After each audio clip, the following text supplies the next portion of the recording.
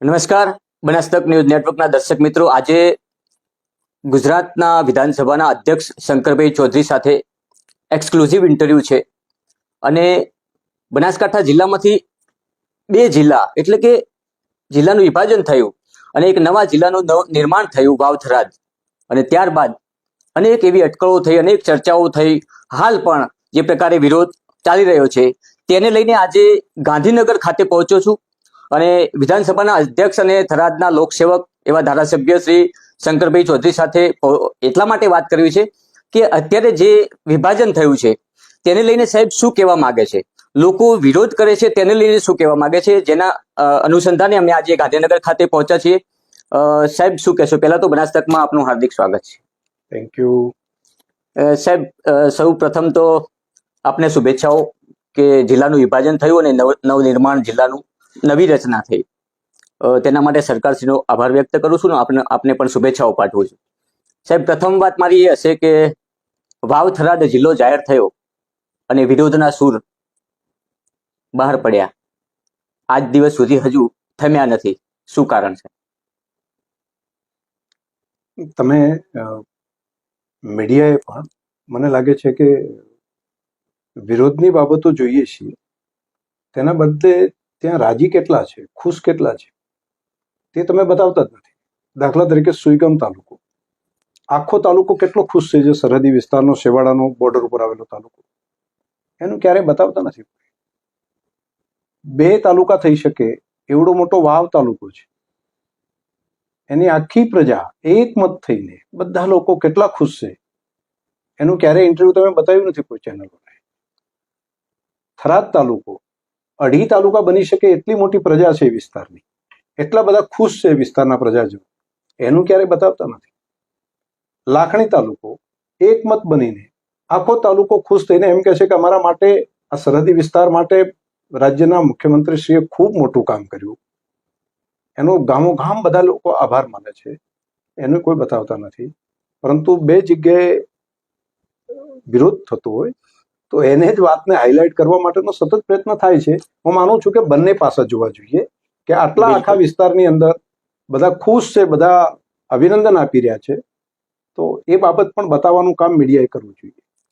બિલકુલ સાહેબ, પણ જ્યારથી આ વિભાજનની વાત થઈ, આપણી બિલકુલ વાત સાથે હું પણ સમજ છું કે મીડિયા બેલેન્સિંગમાં ચાલવું જોઈએ અને જે લોકો વિરોધ નથી કરતા, સમર્થન કરે છે, એમનું પણ ઇન્ટરવ્યુ કરવું જોઈએ.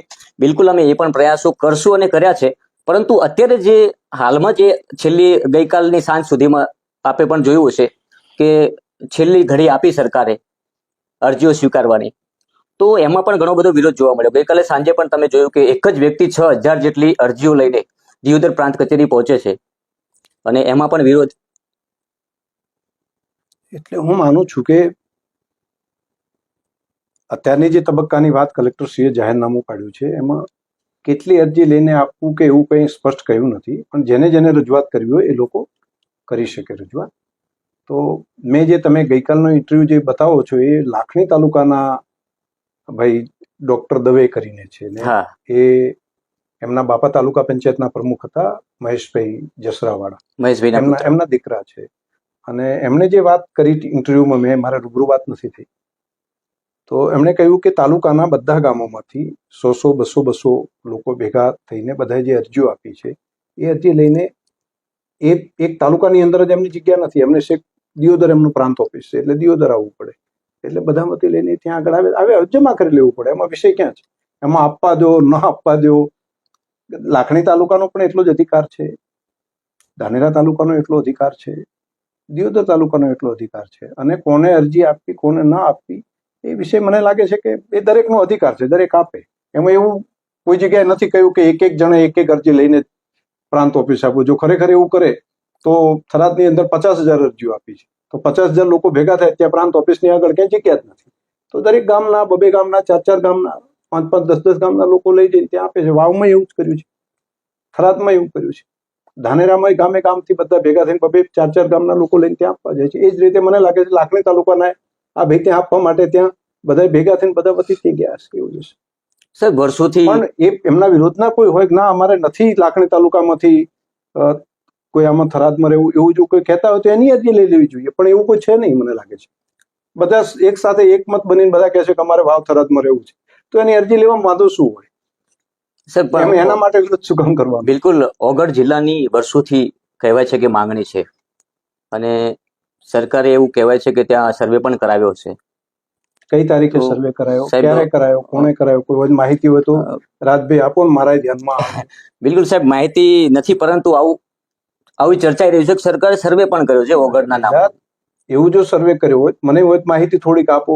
સર્વે કરવામાં કોણ પ્રાંત અધિકારી હતા, મામલતદાર હતા, કલેક્ટરે સર્વે કર્યો, કોણે કર્યો? સરકારમાંથી કોઈ આઈને મંત્રીએ કર્યો, કોણ? એમ કોઈ કરવા વાળી વાત હોય તો કરો, જેની કોઈ ખબર જ ન હોય ને એની જ વાતો કરવી એ તો ઠીક નથી. વાવ થરાદ માટે કોઈ સર્વે કર્યું? હું તો ત્યાં ધારાસભ્ય 2 વર્ષથી છું, મેં તો એવું સાંભળ્યું નથી કોઈએ સર્વે કર્યું હોય. સાહેબ, વાવ થરાદ સમજો કે આપ ચૂંટણી લડ્યા, જીત્યા બાદ સતત 2-2.5 વર્ષ થયા. 2.5 વર્ષની અંદર એક પણ દિવસ એવો કેમ નથી ગયો કે ત્યાં વિકાસના કામો બંધ થયા હોય? કારણ શું સાહેબ?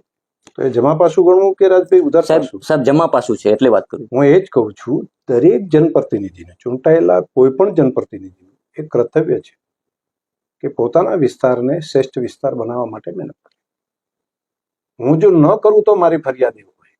હું મારા વિસ્તાર માટે સૌથી સારું કામ કરું તો મને લાગે છે કે બિરદાવવાનું કામ છે, અને એ કામ મારે કરવું જ જોઈએ. અને એ મારા વિસ્તારના તમામ પ્રજાજન એની સુખાકારી થાય, એનું કલ્યાણ થાય, એ જનપ્રતિનિધિ તરીકે મારી જવાબદારી હોય. જે રીતે રાજ્યના મુખ્યમંત્રી તરીકે ભૂપેન્દ્રભાઈ પટેલ છે તો સતત એ વાત કરે છે કે હું મારા ગુજરાતના તમામ લોકોનું સુખાકારી વધે એના માટે હું મહેનત કરીશ. દેશના પ્રધાનમંત્રી શ્રી એમ કે છે હું મારા દેશના તમામ પ્રજાજનો માટે મહેનત કરીશ ને દરેકનું કલ્યાણ થાય મહેનત કરીશ. તો ધારાસભ્ય તરીકે પણ પોતાના વિસ્તારનો વિકાસ થાય, પોતાના વિસ્તારનું સારું થાય, એનું શિક્ષણનું કામ સારું થાય, આરોગ્યનું કામ સારું થાય, લોકોનું જીવન ધોરણ સારું થાય, તો એના માટે કામ કરવું એનું કર્તવ્ય છે. અને એ કર્તવ્ય હું સારી રીતે કરું છું. હું વાવમાં હતો તો વાવની અંદર પણ એ જ પ્રમાણે કામ કર્યું છે. રાધનપુરમાં ધારાસભ્ય તરીકે હતો તો ત્યાં પણ એ જ પ્રમાણે કામ કર્યું છે. તો સાહેબ, વાવમાં ગેનીબેન સામે કેમ હારવું પડ્યું? મને લાગે છે કે જીત અને હાર એ તો દર વખતે પેલું રહેતું હોય છે, પણ રાજભાઈ હું તે જીતી કેમ ગયો ગેનીબેનની સામે એ તમે નથી કહેતા. હું 14,000 મતથી જીત્યો હતો ગેનીબેનની સામે, અને 4,000 મતથી એક વખત હારી ગયો હતો. તો હું જીતી ગયો એની ચર્ચા તમે કેમ નથી કરતા? દાખલા તરીકે હું 3 વખત રાધનપુરની અંદર જીત્યો. રાધનપુરની અંદર પહેલી વખત હું જીત્યો ત્યારે 12,000 મતથી જીત્યો.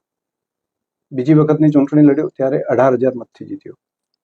ત્રીજી વખત ચૂંટણી લડ્યો ત્યારે 28,000 મતની લીડથી જીત્યો.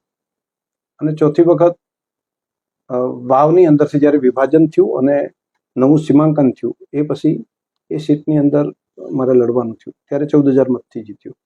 હું 5 ધારાસભ્યની ચૂંટણી જીત્યો છું. તો 5 વખત જીત્યો એની ચર્ચા નથી કરતા, પણ એક વખત ચૂંટણી કેમ હારી ગયા, એનું 4,000 મતથી કેમ હારી ગયા, તો મને લાગે છે કે પ્રજાએ નક્કી કરવાનું હોય છે જીત કે હારે તો. પરંતુ કોઈ એવા ધારાસભ્ય ભાગ્યે જ હોય છે. તમે જિલ્લાની અંદર જોશો તો પણ ધ્યાનમાં આવશે કે એકની એક સીટ ઉપર કન્ટિન્યુ 3 વખત ધારાસભ્ય તરીકે જીત્યા હોય ઉપરા ઉપરી, અને 3 વખત લીડ વધતી જ ગઈ હોય 12,000, 18,000 અને 28,000. તો આ બાબતનું ધ્યાન નથી આવતું. અને મને આ વખતે થરાદની અંદર આવ્યો તો થરાદના પ્રજાએ મને આવકાર્યો અને 28,000 કરતા વધારે લીડથી જીતાડ્યો છે. સાહેબ, થરાદમાં જ્યારે જીત્યા એ દિવસથી નક્કી કર્યું તો જિલ્લો બનાવવો છે? થરાદના પ્રજાજનોની માંગ વર્ષો પહેલાની છે, ઘણા વર્ષોની એમની માંગણી છે, આજકાલની નથી. કેમ કે થરાદ ડીવાયએસપીનું હેડક્વાર્ટર એ વર્ષોથી ધાનેરાનું, માથાવાડાનું, આજે પણ હેડક્વાર્ટર થરાદમાં છે ડીવાયએસપી ઓફિસ. પ્રાંત ઓફિસ વર્ષો સુધી દિયોદરની, ભાભરની, ત્યાંથી સુઈગામની, વાવની, આ બધાની પણ પ્રાંત ઓફિસ એ વર્ષો સુધી થરાદ રહ્યું છે. એટલે થરાદ એક ડેવલપ થતું સેન્ટર કહી શકાય પહેલાના સમયથી. કહું છું આજે નથી. દાખલા તરીકે દસ્તાવેજ કરાવવા હોય તો હમણાં સુધીના સમય સુધી દિયોદર તાલુકાના લોકો હોય કે શેખ કાંકરેજ સુધીના પ્રજાજનો હોય કે શેખ સુઈગામ સુધીના પ્રજાજનો હોય એને થરાદ ત્યાં આગળ દસ્તાવેજ કરવા માટે જતા. એટલે થરાદ જૂનું સેન્ટર છે અને લોકોની માગણી વર્ષોની હતી. અને સ્વાભાવિક રીતે કે અને મારી પાસે પણ અપેક્ષા લોકોની હોય કે ભાઈ જિલ્લો બને તો જનપ્રતિનિધિ તરીકે મારી પાસે અપેક્ષા રાખે. સાહેબ, આપની પાસે લોકોની બીજી પણ ઘણી બધી અપેક્ષાઓ છે, જેવી કે સૌથી પ્રથમ પાણીની. તો પાણી માટે આપ કામ કરી રહ્યા છો, તો પછી ધાનેરાના પૂર્વ ધારાસભ્યએ એવા આક્ષેપો કર્યા છે આપની ઉપર કે પાણી ધાનેરાને મળતું હતું પરંતુ શંકરભાઈએ અટકાવ્યું છે.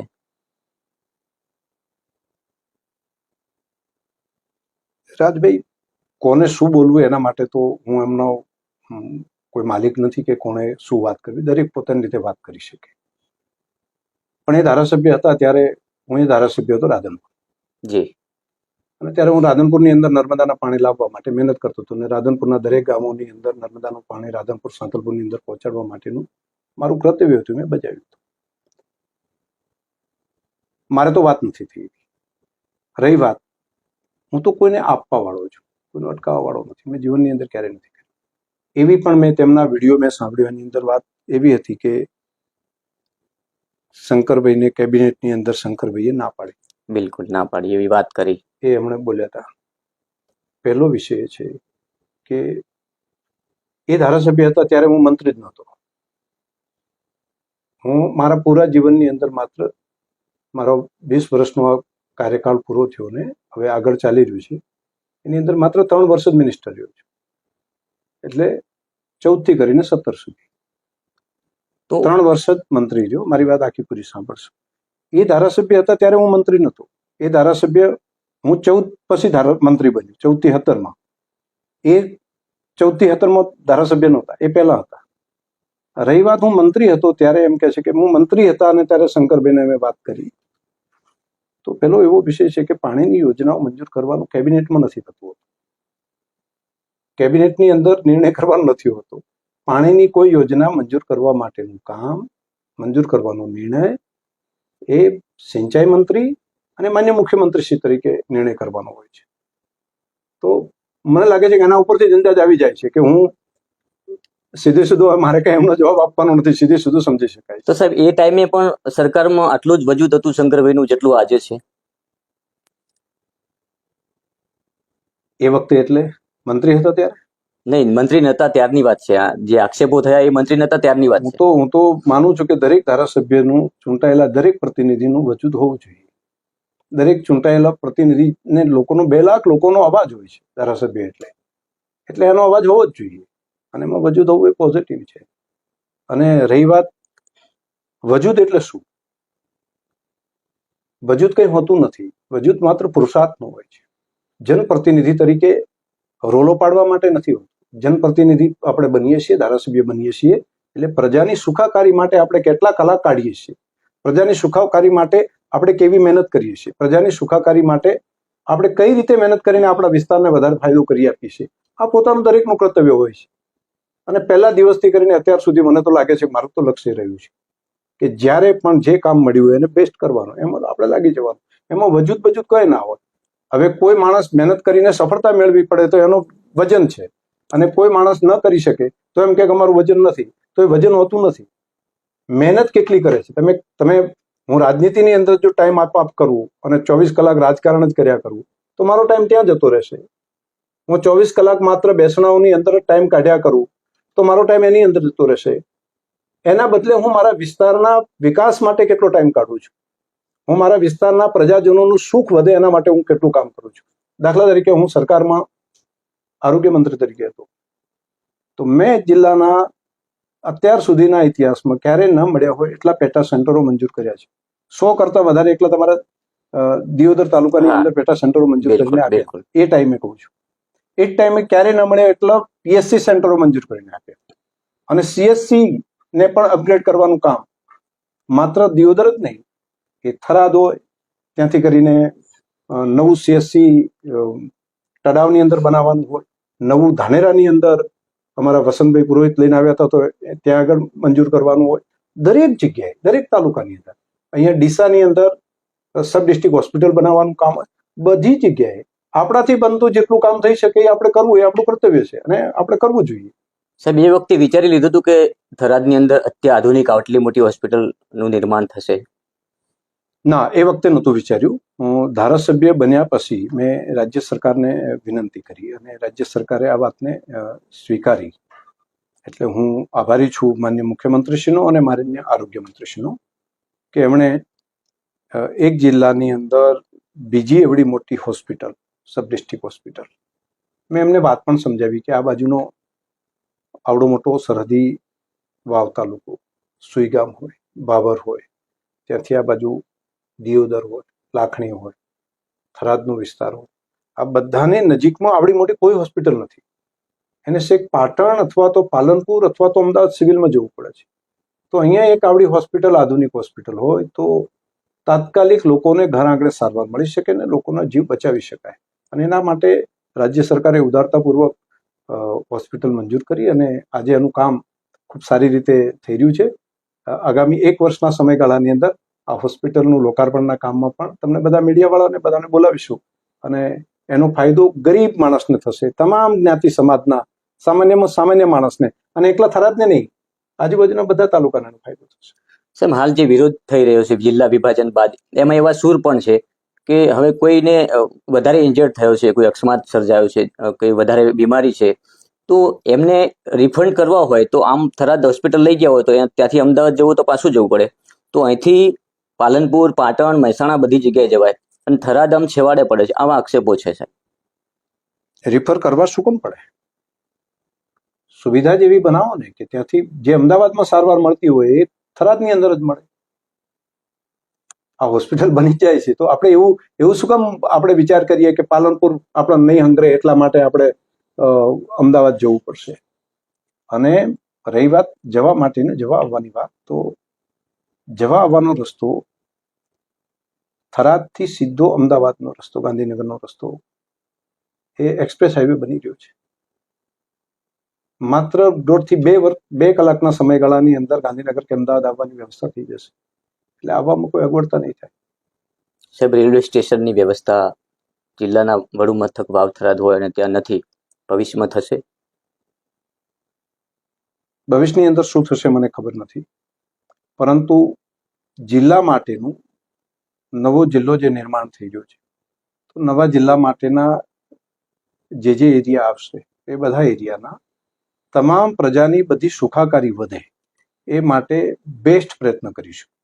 અને દેશના અગ્રહરોળના જિલ્લાઓ જે બનતા હોય એવી સુવિધાઓ માત્ર 10 વર્ષના સમયગાળાની અંદર પરમાત્માની ઈચ્છા હશે તો આ નવો નિર્માણ થતો વાવ થરાદ જિલ્લો એ પ્રમાણે પ્રગતિની હરોળમાં આગળ વધશે.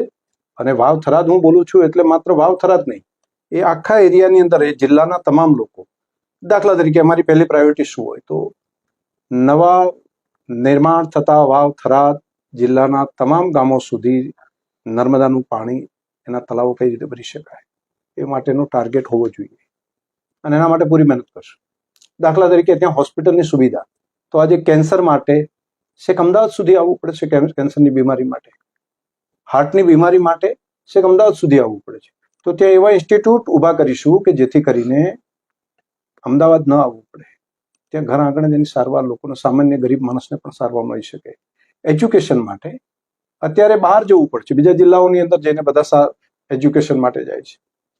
તો ત્યાં એજ્યુકેશન માટેના, ક્વોલિટી એજ્યુકેશન માટેના એવા ઇન્સ્ટિટ્યૂટ ઊભા કરવાની વ્યવસ્થા કરશું કે સરહદી વિસ્તારના સામાન્ય ઝૂંપડામાં રહેતા પરિવારનો દીકરો કે દીકરી એને પણ અમદાવાદની અંદર મળે છે એવું એજ્યુકેશન થરાદના આંગણે મળી છે એ પ્રમાણેની વ્યવસ્થા કરવામાં કોઈ કચાશ નહીં રાખીએ. દીકરીઓ પણ શિક્ષણ લેતી થાય તો એ માટે એની હોસ્ટેલ સાથેની વ્યવસ્થા એ થરાદના આંગણે ઊભી થાય કે જેથી નવો નિર્માણ પામતો જિલ્લો, એની અંદર નારી શક્તિનું પણ સન્માન થાય અને દીકરીઓ પણ અભ્યાસ કરતી થાય. આ બધા કામોની અંદર પૂરી મહેનત કરશું અને મને તો ભરોસો છે કે આ બધા કામની અંદર પરમાત્માની જો કૃપા રહી તો આપણે સફળતાપૂર્વક આગળ વધીશું, તમામનું કલ્યાણ થશે. સાહેબ, આટલું બધું વિઝન, આટલી બધી આગોતરું આયોજન, તેમ છતાં સાહેબ એક કહી શકાય કે લોકો એવું કહેતા કે લોકસભા છે એ શંકરભાઈના અંડરમાં લડાઈ રહી છે. સાહેબ, કેમ હારનો સામનો કરવો પડ્યો? આજે મારે પૂછવું છે. ને વિરોધ જે કરવા વાળા છે એ જ લોકો હશે.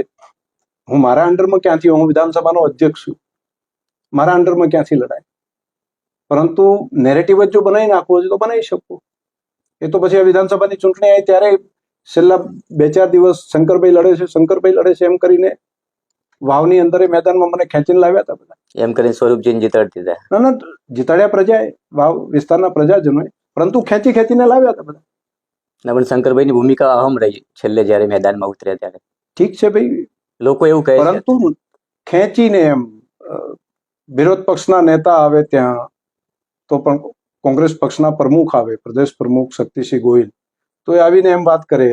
હું એક પણ જગ્યાએ સભા ના કરી હોય તો પણ વાત કરી કે આ જીત કે હાર એ એક માણસના પેલામાં થશે. અને કોઈ પણ ચૂંટણીની એક પણ સભા કર્યા વગર જો વિપક્ષના નેતા મને ચેલેન્જ આપીને એમ કહેતા હોય ખેંચી લાવવા, તો મને લાગે છે કે મારું કર્તવ્ય થાય કે મારે આવવું જોઈએ, કામ કરવું જોઈએ. સાહેબ, હાલમાં જે વિરોધ ચાલે છે 2 તાલુકામાં, તો 3 તાલુકામાં તો કાંકરેજમાં શાંત છે અત્યારે, દિયોદર અને ધાનેરા, તો કેવી રીતે જુઓ છો આ વિરોધને? હું એને વિરોધ તરીકે નથી જોતો. હું એને જોઉં છું પોતાના વિસ્તારની, પોતાને શું ગમે છે એની રજૂઆત કરવાનો દરેકને અધિકાર છે. એને વિરોધ તરીકે આલેખવું ન જોઈએ. એને શું મારે ક્યાં રહેવું છે હું ન કરી શકું, અથવા તો હું રજૂઆત ન કરી શકું? હા, બિલકુલ કરીશ. અને છેલ્લે નિર્ણય જે સરકારનો હોય એ સરકાર જે નક્કી કરે એ બાબતમાં આપણે સંમત થઈએ. પરંતુ રજૂઆત કરવી છે એટલે વિરોધ કરે છે એ રીતનું મને લાગે છે કે મીડિયાએ પણ ન લેવું જોઈએ. દાખલા તરીકે દિયોદર તાલુકો જે છે તે વિચારે કે એમને જિલ્લો મળે તો એમાં ખોટું શું છે? વાત કરી શકે, પોતાનો અધિકાર છે. અને ત્યાં આગળ ભવિષ્યની અંદર નવો ઓગઢ જિલ્લો બનતો હોય તો એમાં બધાએ રાજી થવું પડે. જેટલા જિલ્લા નાના બનશે એટલી લોકોની સુખાકારી વધારે થશે. તો એમાં વિરોધ કરે છે એવું નહીં થાય. આજે એક બન્યું છે, કાલે બીજું બનશે, કાલે ફરી પણ બનશે. જેટલું દાખલા તરીકે આવડો મોટો જિલ્લો કેટલા વર્ષો સુધી આપણે ચલાવ્યો. આવડા મોટો જિલ્લો શેખ સુઈગામથી કરીને હળાદ સુધી, આવડા આખા વિસ્તારમાં એક જ કલેક્ટર હતા, એક જ ડીડીઓ હતા. તંત્ર આખું એક જ જિલ્લાનું આખું તંત્ર હતું. એની જગ્યાએ હવે 2 તો થયા છે. ભવિષ્યની અંદર 3 પણ થશે. તો જેટલું જિલ્લો નાનો બનશે એટલું વધારે સુખાકારી વધશે, એટલી વધારે સરળતા રહેશે. રજૂઆત કરવાનો દરેકને અધિકાર છે. અને એમાં શું કામ વાંધો હોવો જોઈએ? પોતે પોતાની વાત તો મૂકી શકે ને, દરેકને વાત મૂકવાનો અધિકાર છે. ભવિષ્યમાં બને તો શંકરભાઈ કેટલા રાજી? અરે, હું તો પહેલેથી રાજી છું ભાઈ. દિયોદરની અંદર તો મને ખૂબ પ્રેમ ભાવ છે. દિયોદરના વિકાસ માટે સૌથી પહેલી ડેરી લાવવાનું કામ શંકરભાઈ તમે બધા એના સાક્ષી છો. મને તો એમ લાગે કે વિસ્તાર વિકાસ થાય. મને ગમે છે વિસ્તાર, મને સારું લાગે છે. પરંતુ જેટલો જિલ્લો નાનો થાય એટલી લોકોની સુખાકારી વધે. આ દાખલા તરીકે એક જિલ્લામાંથી 2 જિલ્લા બની શક્યા તો એટલી સરળતા થઈ જશે. આજે જે માવસરી વાળા માણસને 150 કિલોમીટર દૂર જવું પડતું હતું, એને બદલે એને 40 કિલોમીટરના અંતરમાં, 30 કિલોમીટરના અંતરમાં એને જિલ્લો મળ્યો. એટલે કોઈ પણ કામ હશે તો ત્યાં સરળતાથી થશે. જે લોકોને દાખલા તરીકે અહીંનું આપણું વખા ગામ હોય, દિયોદર તાલુકાનું કાંકરેજ બાજુનું છેલ્લું ગામ વખા, અને થરાદ તાલુકાનું છેલ્લું ગામ ખોડા બોર્ડર, તો વખાવાળાને થરાદ જેટલું થશે એનાથી ખાલી ખોડાવાળાને 10 કિલોમીટર જ દૂર રહેશે. પરંતુ એનો વખાને ફાયદો થશે અને ખોડાવાળાને ફાયદો થશે. જેટલું અહીંથી આ બાજુના જે ગામડા દૂર જે છે, ખાસ કરીને તમારું ગામ ઓઢા અને સોની છેલ્લું ગામ છે, તો સોનીને જેટલું દૂર થશે તો સોની એટલું ત્યાં આગળ માવસરીને કે ત્યાંથી કરીને કુંડાળિયાને એટલું દૂર થશે. તો બંનેને નજીક થશે, બંનેને વિન વિન સિચ્યુએશન થશે. જેને 80 કિલોમીટર જવાનું કે 150 કિલોમીટર હતું એની જગ્યાએ 40 કિલોમીટર, 50 કિલોમીટર. અને જિલ્લા સેન્ટરમાં બધાએ જવાનું એવું હોતું નથી, બહુ ઓછા લોકો જાય છે. પણ જે જાય એને એટલું સરળતા એટલી સરળ થાય. પણ સૌથી વધારે તંત્ર વધારે થવાને કારણે, ગ્રાન્ટો વધારે આવવાને કારણે, દાખલા તરીકે એક જિલ્લાને જેટલી ગ્રાન્ટ આવતી હતી એવી હવે એ જ વિસ્તારની અંદર ડબલ થશે. એટલે જે પણ આવશે એ બધાને, એમાં કઈ ખાલી જિલ્લા સેન્ટર હશે ને વધારે મળશે એવું ના હોય. દરેક ગામ સુધી, દરેક તાલુકા સુધી એનો ફાયદો થશે. દાખલા તરીકે નવી કોઈ યોજના આવશે તો પણ એક જિલ્લાના ભાગમાં જેટલું આવતું હોય એટલું આ બધા તાલુકાને, એટલે અલગ અલગ ડબલ થશે. જે જિલ્લાનું હતું એટલું ડબલ થશે, એટલે બધાને ફાયદો થશે. સાહેબ, જિલ્લા સાથે જેટલા પણ તાલુકા સંકળાયેલા હશે, બધા તાલુકાનો એવો જ વિકાસ થશે, એવું જ ડેવલપિંગ થશે. આપણા નિવેદનમાં કહ્યું પણ છે કે ભારતનો સૌથી શ્રેષ્ઠ જિલ્લામાં એક જિલ્લો હશે વાવ-થરાદ, તો પછી બીજા તાલુકાઓનું પણ એવું જ ડેવલપિંગ થવું જોઈએ. હા, થવું જોઈએ. દાખલા તરીકે પાલનપુરનું ડેવલપમેન્ટ થયું એના કરતા કેટલાક સમયમાં ડીસાનું ડેવલપમેન્ટ વધારે થઈ શક્યું. તો ત્યાં વધારે ત્યાંના ધંધા, રોજગાર, સલામતી, બાકી વ્યવસ્થાઓ વધારે હશે, વધારે થઈ શક્યું. તો કદાચ સુઈગામનું એટલું નથી થઈ શક્યું, તો સુઈગામનું હવે થશે. પરંતુ માળખાકીય સુવિધા જે છે એ તો બધાને સરળતાથી મળતી થાય. થરાદનું થશે એવું જ કમ્પેરિઝન કરીને હું કહી દઉં કે નાના એ જ પ્રમાણે દાંતાનું થઈ જશે, તો એવું હું કમ્પેરિઝન કરવાની વાત નથી કરતો. પરંતુ ચોક્કસ નાનો જિલ્લો થવાને કારણે એ આખા વિસ્તારનો ડેવલપમેન્ટ વધારે થશે, જેના કારણે પાલનપુરનો પણ ડેવલપમેન્ટ વધારે થશે. દાખલા તરીકે પાલનપુરના ઉપર પણ બર્ડન આખા જિલ્લાનું આવડું મોટું હતું, એ પણ ઘટીને અડધું થઈ જશે, એટલે એ વિસ્તાર પણ ડેવલપ થશે. આ બાજુ નવો જિલ્લો બને છે એનું પણ ડેવલપમેન્ટ થશે. અહીંયા આગળ વિકાસની ભૂખ વધારે છે. અહીંયા આગળ નર્મદાનું પાણી નજીક છે. નદીના કિનારે અત્યાર સુધીમાં ડેવલપમેન્ટ થયા છે મોટા. હવે નદીઓ નથી પરંતુ કેનાલ છે, તો કેનાલના કિનારે થઈ શકે. રોડ રસ્તા જ્યાં વધતા હોય ત્યાં આગળ વધારે ડેવલપમેન્ટ થઈ શકે. બીજું, આ નવો જિલ્લો બને છે ત્યાં 3 કિલોમીટરની હવાઈ પટ્ટી આવેલી છે, મોટો રનવે વાળી. તો ભવિષ્યની અંદર મોટું એવું એરપોર્ટ પણ પબ્લિક સુવિધા માટે ઊભું થઈ શકે. ઇન્ટરનેશનલ તો એ આખું દુનિયા બદલી શકે છે. એવી ઘણી પોટેન્શિયાલિટી હું જોઈ રહ્યો છું. ભારતમાલા જે દિલ્હીને જોડતો સીધો રસ્તો એ થરાદથી નીકળે છે, એટલે કોઈને પણ દિલ્હી જવું હોય તો સીધા થરાદથી ચડી જાય એટલે ડાયરેક્ટ જવાય. ત્યાંથી કંડલા પોર્ટ ઉપર જવું હોય તો પણ ત્યાંથી જવાય. ત્યાંથી ગાંધીનગર જવું હોય તો પણ, અમદાવાદ જવું હોય તો પણ સીધા ત્યાંથી જઈ શકાશે. તો ઓલ ઓવર બધાને ફાયદો થશે. તો સાહેબ અત્યારે તો બધા રાજી થવાનો સમય છે. બિલકુલ વિભાજનમાં તો રાજી છે, વિભાજન થયું એ રાજી છે, પરંતુ ઓગળ થવો જોઈતો હતો જિલ્લો, એની જગ્યાએ થરાદ થયો. એટલે એવું અહીંયા થવાનો હતો ને અહીંયા થયો છે એવું નહીં. ત્યાંય ભલે ને થાય. થરાદ તો થરાદ વાળા એમ કે ના અમારે ત્યાં થવું પડતો એવો વિષય ના હોય. ના, અત્યારે વિરોધ એવું નથી, હાલ થઈ ગયો તો એ થરાદને પણ અભિનંદન અને શુભેચ્છાઓ પાઠવે છે. તો અહીંયા ઓગળ થશે ભવિષ્યમાં, તો એના માટે પણ બધા થરાદનો એક પણ વ્યક્તિ એમ નથી કહેતો કે ઓગળ જિલ્લો ન થાય. બધા કહે છે ભાઈ તમે કરો ને, કઈ વાંધો નથી. બિલકુલ. પણ આ વિસ્તાર મિડલમાં આવે છે. દાખલા તરીકે થરાદથી જેટલું વખા દૂર થાય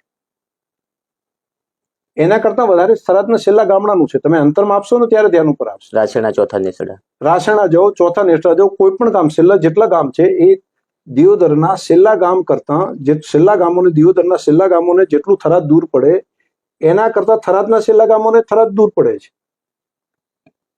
એના કરતા વાવ તાલુકાના છેલ્લા ગામોને થરાદ દૂર પડે છે. એના કરતા સુઈગામ તાલુકો છે એને દૂર પડે છે. એટલે કોઈને લાખણી તાલુકાને સૌથી નજીક પડશે.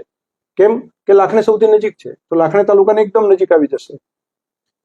તો બધાના મિડલમાં આવે છે. તમે પણ નકશો જ્યારે થરાદનો બતાવે ને ત્યાં થરાદ ક્યાં બતાવે છે? એક સાંચોર પાસે, તો ત્યાં સાચું નથી. દિયોદરના કોતરવાડા ગામને માત્ર 10 કિલોમીટર જ થાય છે થરાદ. ત્યાંથી કરીને એવા ઘણા બધા ગામ છે કે જેને 15 કિલોમીટર 20 કિલોમીટર નહીં, ત્રિજ્યામાં બધા ગામ આવી જાય છે. થરાદ બિલકુલ દિયોદરની બોર્ડર પાસે, હા, દિયોદરની બોર્ડર એટલે કોતરવાડા બાભરની બોર્ડર પાસે આવી ગયેલું છે. ત્યાંથી કરીને ત્યાંથી જાઓ એટલે 12 કિલોમીટર માત્ર સુઈગામ, અરે ભાઈ વાવ છે. તો બધાના મિડલમાં થરાદ છે. ભૌગોલિક રીતે આપણે જોઈએ તો સૌથી, પરંતુ કેટલાક લોકો સમજણ સાથે કહેતા હોય ને કેટલાક તો એમને બાકીના કહે છે, એટલા માટે પણ આપણે વાત કરીએ. પરંતુ મારો તો એટલો વિષય કે વાવ થરાદ જિલ્લો જે બન્યો છે તો એના માટે બધાએ રાજી થવું. હા, આપણી માગણી બધા કરીએ, ભાઈ મને પણ મળે તો સારું. મળે, દરેક તાલુકો માગે, એમાં કઈ વાંધો નથી. પરંતુ જે થયું છે એના માટે બધા રાજી રહેવું જોઈએ. અત્યારે રાજી છે એનો મને સંતોષ છે. સાહેબ, અરજીઓની જ વાત હતી હમણાં, ગઈકાલે છેલ્લા 6 વાગ્યા સુધી અરજીઓ સ્વીકારવાની હતી. તો એવા પણ આક્ષેપો થાય છે કે ડેરી એટલે કે દૂધની જે મંડળીઓ હોય ત્યાંથી અઢળક સિગ્નેચરો કરીને આવું સોંપી દેવામાં આવ્યું છે કામ, અને એ ઢગલા બંધ એક સાથે 7,000 જે કાલે અરજીઓ આવી. જો ભાઈ કોઈએ સોંપી દેવામાં આવ્યું હોય એવું આખા જિલ્લામાં ક્યાંય નથી. એવું હોય તો બધા જિલ્લાઓમાં, બધા તાલુકામાં. તમે આખા કાંકરેજની અંદરથી આવી કોઈ વાત આવી? કાંકરેજની શરૂઆતમાં નહીં, આવું કોઈએ કીધું કે આવું અમને સોંપી દેવામાં આવ્યું છે? નહીં. એવું બાબરમાંથી આવ્યું, એવું વાવમાંથી આવ્યું, એવું સુઈગામમાંથી આવ્યું, એવું થરાદમાંથી તમે સાંભળ્યું, એવું લાખણીમાંથી સાંભળ્યું? ના. સંભળાય છે ક્યાંથી? ધાનેરા અને દિયોદર. તો ત્યાંય મંડળીઓ છે, અહીંયા મંડળી છે, બધી જગ્યાએ મંડળી છે. અને મંડળીને અધિકાર નથી રજૂઆત કરવાનો? કેમ ભાઈ મંડળીના દૂધ ઉત્પાદકો અધિકાર ના માગી શકે? મારે ક્યાં આગળ જવું છે, પોતે ક્યાં જવું છે પોતે નક્કી ન કરી શકે? ગામ પંચાયતના સભ્યો કરી શકે, ગામના યુવક મંડળ કરી શકે, તો ગામની દૂધ મંડળી એમ ના કહી શકે એના જે દૂધ ઉત્પાદકો હોય કે મારે ક્યાં આગળ રહેવું છે પોતે નક્કી ન કરી શકે, એનો અધિકાર છે. પણ તમે અહીંયા જાઓ કે તમે અહીંયા જાઓ, એના માટે ડેરી તરફથી કે કોઈ પણ જગ્યાએથી કોઈ અધિકારી કે કોઈ પ્રકારની કોઈ સૂચના નથી. અને થરાદ, પહેલા મુદ્દામાં તો થરાદના પ્રજાજનો એ રાજ ક્યાંય એવું ઈચ્છતા નથી કે આ તાલુકો આમાં આવે કામ આવે. એ એમ કે છે કે થરાદના કોઈ લોકોની એવી ઈચ્છા મારીએ નથી કે ભાઈ ધાનેરા થરાદમાં જ રહેવું પડે. તમે ધાનેરા થરાદમાં રહે તો અમે ખુશ, ધાનેરા પાલનપુરમાં રહે તો અમે ખુશ. કોને ક્યાં રહેવું છે? દિયોદરમાંથી દિયોદરને બનાસકાંઠામાં રહેવું હોય તો અમે ખુશ, દિયોદરને થરાદમાં રહેવું હોય તો અમે રાજી છીએ, કાંકરેજને બનાસકાંઠામાં રહેવું હોય તો અમે રાજી છીએ. અમે કોઈ જગ્યાએ થરાદના લોકો કે હું ક્યાંય એવું નથી કહેતા કે તમે ના થરાદમાં જ રહો. જેટલો જિલ્લો નાનો હશે એટલો ફાયદો વધારે થશે. શેના માટે? જો થરાદનો જ વિકાસ કરવો છે તો થરાદ જેટલો નાનો જિલ્લો બનશે એટલો વિકાસ વધારે થશે. તમને જેને જ્યાં અનુકૂળ લાગે ત્યાં સરકાર કરે વ્યવસ્થા. ધાનેરાના ધારાસભ્ય માવજીભાઈ દેસાઈએ એવા આક્ષેપો પણ કર્યા છે કે આ એક જ વ્યક્તિને લઈને આ જિલ્લાનું વિભાજન થયું છે. તો એક વ્યક્તિ કોણ હોઈ શકે? શંકરભાઈ હોઈ શકે? એ તો એમને જ પૂછવું જોઈએ. પરંતુ માવજીભાઈએ થરાદની અંદર આવીને અમને વાવ થરાદ જિલ્લાને ખૂબ અભિનંદન આપ્યા હતા. એનો વિડીયો તમારે જોતો હોય તો તમને બતાવી શકશો. એમને તો મને લાગે છે કે હું ત્યાં બેઠો હતો, મને અભિનંદન આપ્યા હતા અને એમણે વાવ થરાદના પ્રજાજનોને અભિનંદન આપ્યા હતા. એટલે હું હોઉં તો મારા માટે અભિનંદન ના આપીને એક માણસ. દિયોદરમાં પણ એવી જ રીતે ભાજપના ધારાસભ્ય છે કેસાજી ચૌહાણ, એ પણ હમણાં રેલીમાં જોડાયા, આહવાન પણ કર્યું છે વગરની ધરતી માટે. કેસાજી દિયોદરના ધારાસભ્ય છે તો પોતે પોતાના વિસ્તાર માટે રજૂઆત કરે તો કઈ ખોટું છે? કરી શકે. પોતાના વિસ્તારના પ્રશ્ન માટે વાત કરે તો એમાં ખોટું શું હોય? એ વાત કરી શકે, એમને અધિકાર છે કરવાનો. સાહેબ, સૌથી પ્રથમ પ્રાયોરિટી શું હશે જ્યારે જિલ્લો ક્લિયર થઈ જશે? પહેલી એવી કઈ પ્રાયોરિટી હશે કે જ્યાંથી જિલ્લાનું નવું સર્જન થશે, નવી શરૂઆત થશે?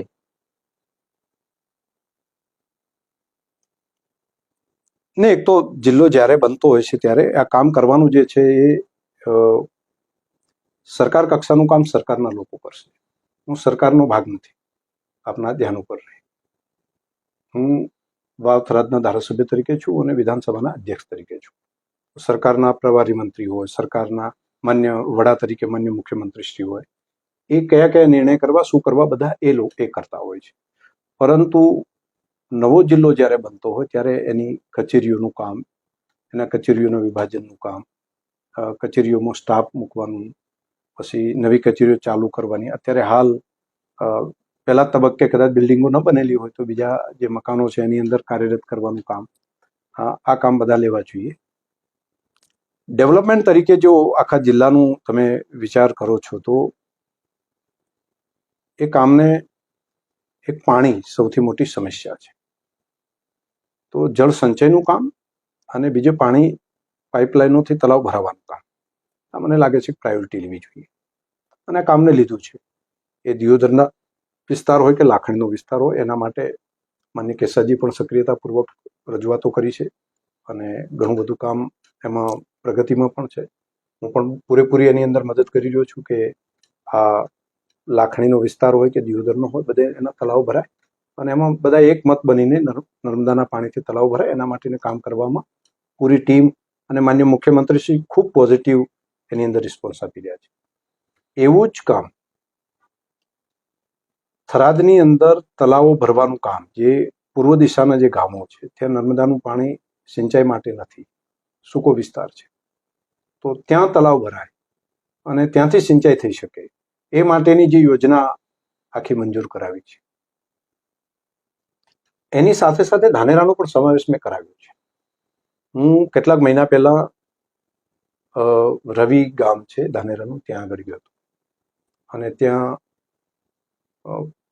પૂજ્ય બાપજી છે, ત્યાં આગળ પુરોહિત સમાજના તો બધા આગેવાનો મળ્યા હતા અને પૂજ્ય બાપજીના સાનિધ્યની અંદર મિટિંગ રાખી હતી. ત્યાં અમારા ભાઈ વસંતભાઈ પુરોહિત, બાકીના આગેવાનો હતા. એમણે બધાએ ભેગા મળીને એક વાત કરી હતી કે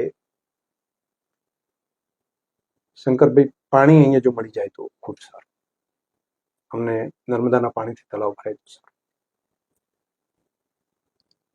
હું એ કાર્યક્રમમાં જતો રસ્તામાં આવતો હતો ત્યારે તમે જે હમણાં વાત કરી ને મફતબેન, તો મફતબેનનો ફોન આવ્યો. એમણે મને કીધું કે શંકરભાઈ આ વિસ્તારમાં પાણી આવે તો પાણી માટેની અમારી રજૂઆત છે. તમે કોણ કે પહેલા નતું આવવા દીધું તમે હા. ચર્ચા કરો ને, એ જૂની વાત ક્યારે કીધું એ મને ખબર નથી, અથવા તો કેમ કીધું એ ખબર નથી, પણ હું આ 4 મહિના પહેલાની વાત કરું છું. ત્યારે એમનો ફોન આવ્યો હતો અને મેં જાહેર સ્ટેજ ઉપરથી પણ બોલ્યો હતો કે મફતભાઈનો પણ ફોન હતો અને કીધું કે આ કરાવી શકો તો તમે કરાવી શકશો અને આ વિસ્તારની અંદર પાણી આવે એટલા માટે મહેનત કરો. એમણે રજૂઆત કરી હતી. માવજીભાઈ ધારાસભ્ય તરીકે આવ્યા ત્યારે મારી ઓફિસમાં આવીને મને કીધું હતું કે તમે થરાદનું કામ લેવો છો ને તો ભેગા ભેગું અમારું પણ તલાવ ભરાય, એના માટે અમને પાણી માટે વ્યવસ્થા કરો. ત્યાંથી જોઈતાભાઈ પટેલ, પૂર્વ ધારાસભ્ય શ્રી, અને પૂર્વ ધારાસભ્ય હરજીવનભાઈ અને ભાઈ ભગવાનદાસ, એ લોકોએ આવીને મને આગળ વાત કરી કે તમે વાવ થરાદના વિસ્તારના પાણી તલાવ ભરવા માટેની યોજના મૂકો છો તો સાથે સાથે ધાનેરાનું પણ થઈ જાય ને એવું કંઈક કરીને મહેનત કરો. તો અમારો ધાનેરાને પાણીનો ખૂબ મોટો પ્રશ્ન છે. તો મેં અહીંથી દરખાસ્ત જે તૈયાર કરવરાઈ છે, માનનીય મુખ્યમંત્રીશ્રીને પણ વાત કરી કે થરાદનું કામ કરીએ છીએ, સાથે સાથે ધાનેરાનો પણ અંદર સમાવેશ આપણે કરીને એ ગામડાને પણ પાણી પહોંચે તો આ તલાવ ભરાય છે, સાથે એ પણ ભરાય. આ કામની દરખાસ્ત મંજૂર કરવરાઈ, એની વહીવટી મંજૂરી લીધી, વહીવટી મંજૂરી પણ થઈ ગઈ છે અને લગભગ પહેલા તબક્કાનું કામ લગભગ 888 કરોડનું ટેન્ડર એ 8 અઠવાડિયાની અંદર ટેન્ડર પડી જશે અને એમાં થરાદની સાથે સાથે ધાનેરાના ગામડાના અંદર પણ નર્મદાના પાણીથી તલાવ ભરાય એની યોજના છે. એટલે ખૂબ મહેનત કરીને બધો આખો વિસ્તાર આપણો છે, દરેકનું કલ્યાણ થાય. કોઈ એક વિસ્તારની અંદર પાણી પહોંચે, બીજામાં ના પહોંચે તો મનની અંદર એમ થશે કે અહીંયા આગળ બાકી રહી. તો જેટલું થઈ શકે, જે સરકારની મર્યાદાઓ છે એની અંદર રહીને સરકારમાં જે રજૂઆત કરીએ અને જેટલું થઈ શકે એટલું આ વિસ્તાર માટે કામ કરીએ. નવો જિલ્લો બનશે ત્યારે હું માનું છું કે આ બધા કામોમાં ઓર તેજ ગતિ આવશે, ઓર ઝડપ એના કારણે હજુ વધારે વધશે. શંકરભાઈ પાસે એટલે જ લોકો કામ લઈને જાય છે કે શંકરભાઈ માત્ર થરાદના પ્રતિનિધિ નહીં, બનાસકાંઠા જિલ્લાના નહીં, ગુજરાતનું નેતૃત્વ છે. હા, મને જે માને છે એના માટે બધા માટે કામ કરું છું. સાહેબ, અત્યાર સુધી ઘણા બધા ધારાસભ્યોના કાર્યાલય જોયા, ધારાસભ્ય શ્રી લખેલું હોય છે, આપના કાર્યાલય ઉપર લોકસેવક લખેલું છે, કેમ? એ મારું સદભાગ્ય છે. હું નેતા નથી, હું પ્રજાનો સેવક છું અને મારું લક્ષ્ય મારા વિસ્તારની પ્રજાનું કલ્યાણ થાય, લોકોનું ભલું થાય, એ મારું લક્ષ્ય છે. અને આવનારી પેઢીઓ કઈ રીતે સુખી થાય એના માટે લોંગ ટર્મનો વિચાર કરું છું અને એને અમલ કરવા માટેનું કામ કરું છું. અને એના માટે એક વિસ્તાર નહીં, દાખલા તરીકે હું મારું કાર્યાલય છે તો માત્ર થરાદના જ લોકો આવે છે એવું નહીં, આજુબાજુના બધા વિસ્તારના, કોઈને દવાખાનાનું હોય તો શેખ ધાનેરાથી આવે છે, હમણાં પાંથાવાડાથી પણ આવે છે અને આવીને લોકો કહે છે કે આ કિડનીની તકલીફ છે, તમે આટલો ફોન અહીંથી કરાવી આપો તો મારા કાર્યાલયથી વ્યવસ્થા થાય છે. કોઈને કેન્સરનું છે, સિવિલમાં જાતે જઈને વ્યવસ્થા કરાવે છે. રોજના 2-3 કેસ તો રોજના હોય છે કે જેને માણસને એમ લાગે કે હવે કોઈ નથી આધાર તો કોણ મદદ કરશે, તો મારું કાર્યાલય છે. તો એ લોકસેવકનો ભાવ છે. તો લોકસેવકના ભાવ તરીકે તમામ માટે દરવાજો ખુલ્લા છે. એમાં એવું પણ નથી કે કોઈ એક પક્ષાપક્ષીથી ઉપર ઉઠીને પરોપકારનું કામ છે તો એના માટે કોઈ પણ આવે, દરેકના કલ્યાણ માટે કામ. સાહેબ, શું સૂચન છે હાલમાં આપનું લોકોને કે વિરોધ શાંત થાય? જિલ્લાનું વિભાજન થયું છે તો નહીં, વિરોધ શાંત થાય એવું તમે આને વિરોધ કેમ માનો છો? તમે વિરોધનો વિષય છે, મીડિયા ચલાવે છે અને કેટલાક રાજકીય એજન્ડા સાથે જેને પ્રયત્ન કરવો છે એવા કેટલાક લોકોના માઇન્ડ ચાલે છે વિરોધ છે. રજૂઆત કરવાનો દરેકને અધિકાર છે, દરેકનો અધિકાર છે. મને દાખલા તરીકે જિલ્લાના વિભાજન, અહીંયા તમે કહો છો કે વિભાજન થયું, હું કહું છું કે નિર્માણ થયું, તો આ બેનો મત અલગ આવ્યો છે. દાખલા તરીકે જ્યારે નવા જિલ્લાની જાહેરાત કરી એ ટાઈમે મને જો પૂછવું હોત કે કયા તાલુકાને ક્યાં રાખવો છે તો હું 100% કેટલાક તાલુકાનો સજેશન કરી શકું કે ભાઈ આ તાલુકાને અહીં ના રખાય અને બનાસકાંઠામાં રખાય, આ ગામડા છે અને અહીંયા ના રખાય, અહીંયા રાખીશું. પરંતુ એ ટાઈમે મારું ધ્યાન કોઈએ સરકારમાંથી નહોતું થયું. જો સરકારમાંથી મને કહ્યું હોત, કોઈએ પૂછ્યું હોત કે શંકરભાઈ કયા તાલુકાને ક્યાં ક્યાં મૂકવો છે તો હું કહી દઉં કે ભાઈ આ તાલુકાને અહીંયા આગળ મૂકો તો એનું વધારે ત્યાં આગળ રહેશે. મતલબ સરકારનો નિર્ણય છે? સરકારનો જ નિર્ણય હોય ને ભાઈ, કયા આ વિધાનસભા નિર્ણય નથી. વિધાનસભા કે અધ્યક્ષ એ સરકારનો ભાગ નથી. જે રીતે જ્યુડિશિયરી છે, જજો છે, તો એ સરકારનો ભાગ નથી, એ સ્વતંત્ર અલગ કામ કરવા વાળી બોડી છે. એ જ રીતે વિધાનસભા છે, અલગ બોડી છે, સરકારના પાર્ટ તરીકે કામ નથી કરતું. પણ સરકાર નિર્ણય કરે, સરકારને આપણે વાત પણ કરી શકો, સરકારને ધ્યાન ઉપર મૂકી શકો, સરકાર કોઈ પૂછે તો આપણે ધ્યાન ઉપર પણ મૂકી શકીએ. દાખલા તરીકે મને 2-3 લોકોએ રજૂઆત કરી. ધાનેરામાંથી મને ભાઈ પાંથાવાડાથી રેસાભાઈનો ફોન એક વખત આવ્યો, એક વસંતભાઈ પુરોહિતનો આવ્યો, એક મને મફતભાઈ પુરોહિતનો આવ્યો. એમણે કીધું કે અમારે બનાસકાંઠા જિલ્લાની અંદર અમારું થાય તો સારું. તો મેં એમને વાત કરી કે તમે આ વાત છે ધ્યાન ઉપર તમે પ્રભારી મંત્રી અને માન્ય મુખ્યમંત્રી શ્રી સુધી પહોંચાડો. હું પણ તમારી વાતને ધ્યાન ઉપર મૂકીશ. અને મેં મૂકી કે ભાઈ આ લોકોની લાગણી આ પ્રમાણે છે. આટલું જ મારું કર્તવ્ય હોય. મારે એમના માટે આમ કરો તેમ કરો કેવું એ વિષય મારો નથી. મારી જેટલી જવાબદારી છે એટલું કામ કરું. દાખલા તરીકે દિયોદરની અંદરથી મને પૂર્વ રાજવી માનસંગ બાપુનો ફોન આવ્યો, ભાઈ અનિલભાઈ માળીનો ફોન આવ્યો, અને એમણે કીધું કે સાહેબ એક વખત તમે આ વાત ધ્યાન ઉપર સરકારમાં મૂકો. તો પ્રભારી મંત્રીને અમે મળ્યા હતા, અમે વાત કરી છે, પરંતુ તમે પણ ધ્યાન ઉપર મૂકો. તો મેં તાત્કાલિક બળવંતસિંહજી આપણા પ્રભારી મંત્રી શ્રી છે એમણે ધ્યાન ઉપર મૂક્યું કે આ માનસિંગ બાપુ એ પૂર્વ ધારાસભ્ય છે અને દિયોદરના રાજવી છે, એમની લાગણી આ પ્રમાણે છે, તો એમની લાગણી પણ જરા ધ્યાન ઉપર તમારે લેવી જોઈએ. તો મને લાગે છે કે મારા ધ્યાન ઉપર કોઈએ મૂક્યું હોય તો એ વાતને પણ મેં મૂકી હોય. કોને ક્યાં રહેવું એના માટે કોઈ પણ આગ્રહ મારો એવો નથી કે દિયોદર થરાદમાં જ રહે. દિયોદરને જ્યાં અનુકૂળ લાગે પ્રજાને એ નક્કી કરે, સરકારમાં વાત કરે, સરકારને વાત કરે, સરકાર જેમ મૂકે ત્યાં એના માટે આવશે તો પણ થરાદને વેલકમ છે અમારે.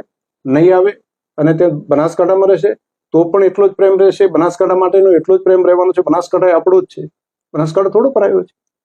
અને ધાનેરાને પણ લાગે કે ના મારે ત્યાં આગળ ત્યાં સરકાર રાખે છે તો પણ વેલકમ. પ્રજાએ નક્કી કરવાનું છે. અને જો થરાદની અંદર આવશે તો પણ મોસ્ટ વેલકમ.